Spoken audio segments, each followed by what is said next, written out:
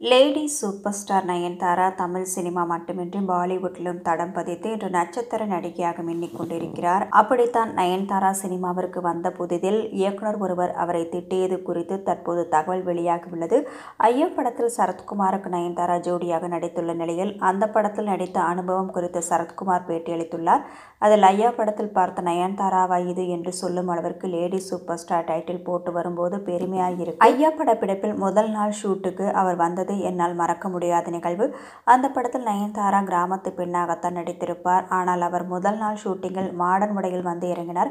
இதை பார்த்து டென்ஷனான ஹரி நயனிடம் ஒழுங்கா ரூமுக்கு போ, நான் உன்னை எப்படி கற்பனை செய்து வைத்திருக்கிறேன் தெரியுமா, பக்காவான கிராமத்து பெண் ரோல் உனக்கு, இப்படி வந்து நிற்கிற, போய் ட்ரெஸ் மாத்திட்டு வா என்று கோபமாக திட்டியிருக்கிறார்.